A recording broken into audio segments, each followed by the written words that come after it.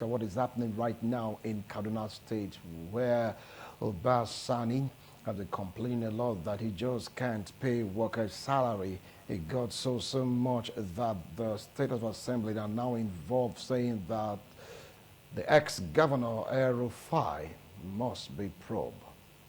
The billions of dollars, the billions of naira in form of loans, projects, that proper account need to be given so that they will know where they stand.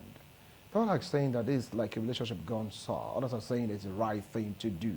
Some are saying they knew what El-Rufai went through to make sure that Sani became, or let's say becomes the governor of Kaduna State. Is it a story of two lovebirds whose love intent just went on the ground, or is it all about good governance? Don't forget the reaction of Bello, talking about the son of El-Rufai. There's been this allegation that he's threatening the house, forever trying to do that to his own father. But when you look at democracy, is that the right step in the right direction, or is just plain witch hunt, or bitterness, or reconcilable differences that is just playing out in Kaduna State? With me here in the studio, I have Festus Ehi. Got it correctly. We're expecting Curtis Ugo to come join us in the studio so we can have a more robust discussion. But like the same broadcast and the show definitely will go on. When you saw this on the page of the newspaper, in our news, did you ever envisage that this might ever happen to El-Rufai? Let's start from there. Good morning, viewers. Good morning, Wednesday. Yeah. Whatever that is happening is something that we all know is going to happen. Because whenever you see a governor becoming a godfather in Nigeria, the godson will always fight the godfather, except for Lagos State, where Tinubu has always been there to anoint the next governor. And that is because of his political charisma.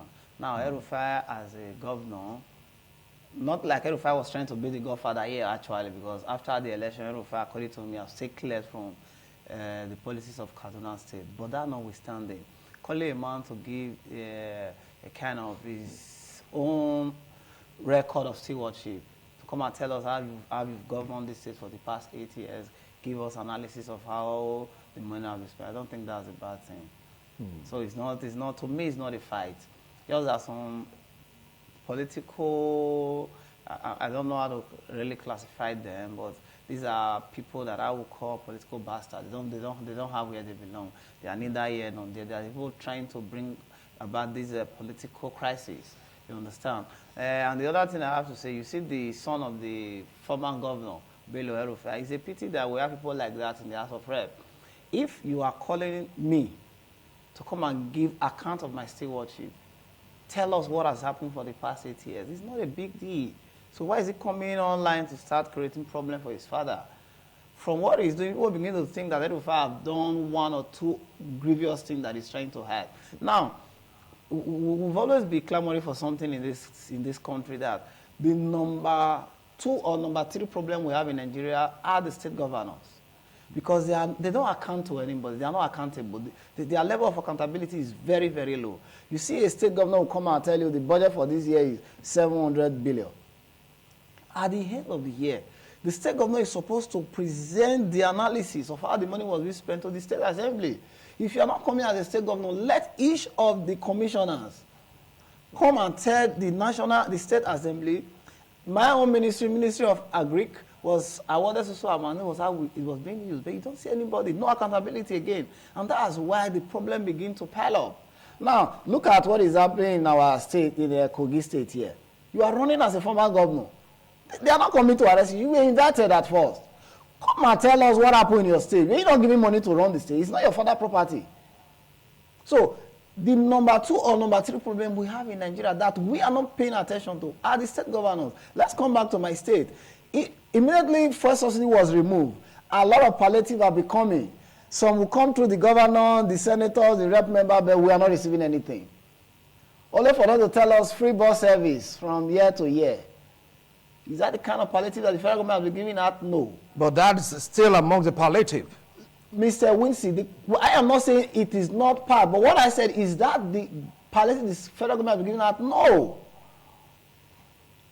So, if we actually want this democracy to work well, if we don't want things that is happening in Kaduna State now to replicate in other states, governors should be accountable. That's why, you know the painful thing? Every governor of a state will bring all members of the House of Assembly under his watch. That if you are not with me, you are against me, then there's going to be a problem. That is not how it ought to be. As a member of the State House of Assembly, aside the fact that you have to make laws within the comfort of the state, you are supposed to check and balance the activities of the governor. The governor is supposed to report to you how the money is being spent. If I am to represent my own local government, in a representative manner, I'm supposed to tell my people at the end of this fiscal year in the government, 20,000 naira was awarded to a girl. Through this ministry, 1 naira, it was utilized here. 2 naira utilized here. 4 naira utilized here. 20 naira will not be utilized through all the ministries.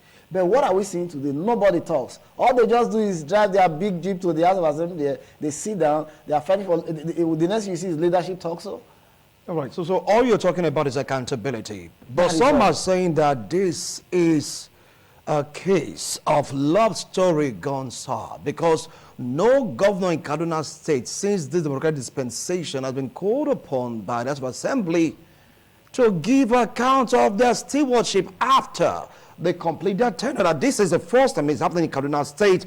There is a fight between the successor and, of course, the predecessor. No. What do you feel about this? I have not seen a fight between the successor and the predecessor.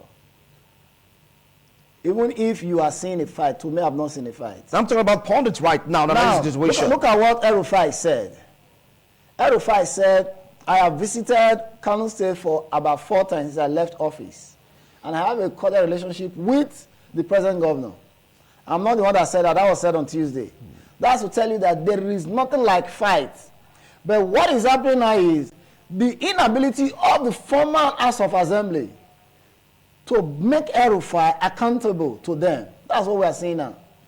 You can't tell me you run a state for 2015 to 2023, and there is no pen analysis of how the state has been governed.